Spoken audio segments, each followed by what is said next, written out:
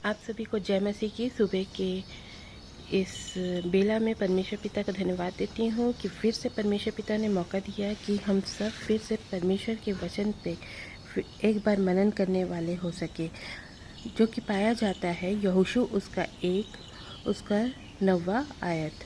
वहाँ पे ये लिखा है, क्या मैंने तुझे आज्ञा नहीं दी, हियाव बांध कर दृढ़ हो जा, भय न खा और तेरा मन कच्चा न हो, क्योंकि जहाँ जहाँ तू जाएगा वहाँ वहाँ परमेश्वर यहोवा तेरे संग रहेगा।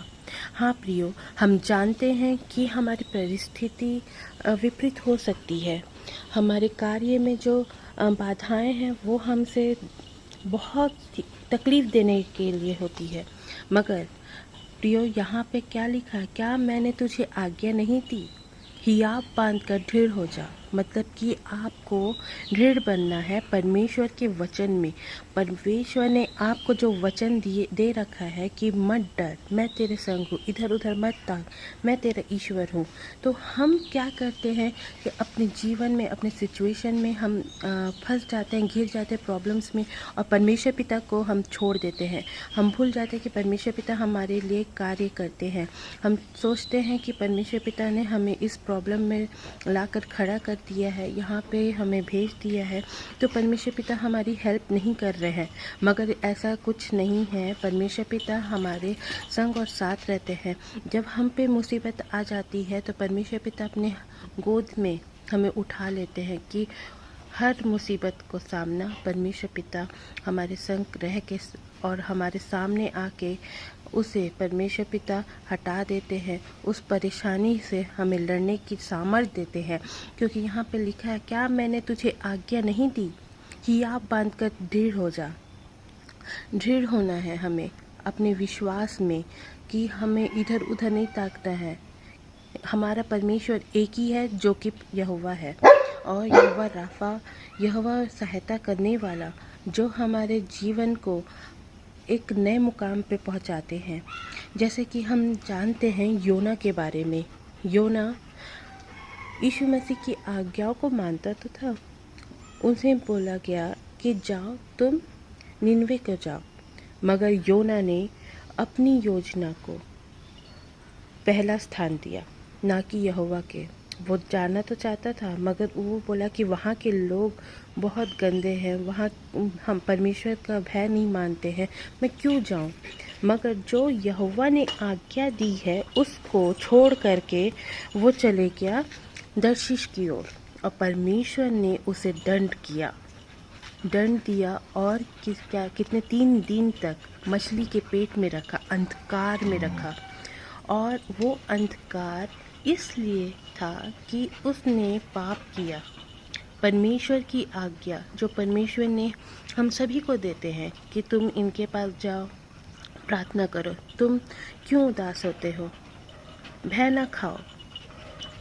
और यहाँ पे हम क्या हो जाते हैं, भयभीत हो जाते हैं, अपने जीवन की तकलीफ़ों को देखते रहते हैं कि हमारे ऊपर कितनी परेशानियाँ, हमारे पास पैसे नहीं है, खाने के लिए कुछ नहीं है, मगर हम ये नहीं जानते कि परमेश्वर पिता हमें इस सिचुएशन में भी देख रहे हैं, और परमेश्वर पिता हमसे प्यार करते हैं और हर एक चीज़ों से हमको निकालना चाहते हैं, मगर वो चाहते हैं योना के जैसे काम ना करें। योना जब निनवे को जाने के लिए बोला गया यहोवा की ओर से, उसने अपने सुझाव से दर्शिश की ओर गया, और वहाँ पे क्या किया, उसने जब आधे रास्ते में नाव में था तो उसके नाम की चिट्ठी निकली कि ये जो आदमी है, इसी के कारण परमेश्वर का गुस्सा, क्रोध उस लोगों के ऊपर आ रहा है। तो उन्होंने क्या किया, योना ने बोला मुझे जल में फेंक दो, और फेंक भी दिया। परमेश्वर योजना बनाता है, और उस योजना के तहत मछली को भी रखा गया कि जैसे ही योना को पानी में फेंका जाए और मछली उससे निगल गई। उस मछली को परमेश्वर ने आज्ञा दी थी कि ना उसे काटे, ना ही उसे कुछ हानि हो, और वो मछली भी परमेश्वर की बात को मानी, और उसने अपने पेट में 3 दिन तक उसे रखा। योना उस मछली के अंदर जाके पश्चाताप करा। 1 दिन हुआ, 2 दिन हुआ, तीसरे दिन योना ने पश्चाताप किया, प्रभु मैंने गलती की है और मैं जाऊंगा निनवे में और मैं आपके सुसमाचार को फैलाऊंगा। तो 3 दिन अंधकार में रहने के बाद उजियाले में आया। तो प्रियो, हमारे जीवन में भी अंधकार आते हैं और वो अंधकार पल भर के लिए होते हैं और वो जब चले जाते हैं तो फिर से परमेश्वर एक नए जीवन को, नई आशा लेके, नई उम्मीद लेके आपके पास आते हैं और कहते हैं बेटा मैं तेरे संग और साथ हूँ, इधर उधर मत ताक, मैं तेरा ईश्वर हूँ। तो यहाँ पे ये लिखा है भय न खा और तेरा मन कच्चा न हो। हम निराश हो जाते हैं, हताश हो जाते हैं कि हर चीज़ मुझे सहनी पड़ती है, हर चीज़ मेरे साथ होता है। बहुत से लोग हैं जिनके साथ आज उनके माता पिता नहीं होंगे, बहुत से लोग हैं जिनके पास जॉब नहीं होगी, फिर भी परमेश्वर को धन्यवाद दीजिए कि परमेश्वर ने आपको सब चीज़ दिया है।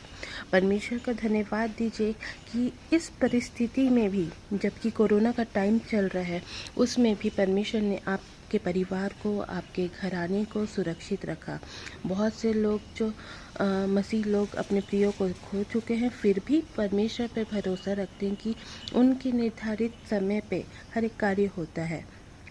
इसलिए हमको चिंता नहीं करना है, परंतु हमें क्या करना है, परमेश्वर पर भरोसा रखना है और हमारा मन कच्चा नहीं होना चाहिए और ना ही हमें भय खाना चाहिए। और परमेश्वर ये लिखते हैं क्योंकि जहाँ जहाँ तू जाएगा वहाँ वहाँ परमेश्वर यहोवा तेरे संग रहेगा। तो हमारे संग और साथ परमेश्वर हमेशा रहते हैं और वो हमारे लिए कार्य करते रहते हैं कि हमें कोई तकलीफ़ नहीं होती और वो हमें अपने गोद में उठा लेते हैं कि हमें कोई भी मुसीबतों का सामना ना करना पड़े। और जब करना भी पड़े तो भी परमेश्वर को धन्यवाद दीजिए। अय्यूब के समान धन्यवाद दीजिए। वो कितनी बुरी परिस्थिति में था, फिर भी परमेश्वर को क्या कहा कि जो तेरा है उसने तूने दिया और तूने ले लिया। परमेश्वर का धन्यवाद हो। तो परमेश्वर को धन्यवाद देना चाहिए कि हर एक परिस्थिति में कि हमें मिले भी, हमारा जो गवाह है, जो जा चुका है, उसके लिए भी परमेश्वर को धन्यवाद देना चाहिए कि जिसने हमको दिया और उसी ने हमसे लिया। तो परमेश्वर की एक योजना है कि हमको जो आज्ञा दी गई है उस पे निर्भर रहे, उस पे दृढ़ रहे और अपना मन को कच्चा ना करे कि हम ये सब चीज़ें नहीं कर सकते हैं, परंतु परमेश्वर हमारे संग और साथ है, हमारे कार्य में हमारे संग और साथ रहते हैं। इसलिए परमेश्वर पिता का धन्यवाद देते हैं। जय मसीह।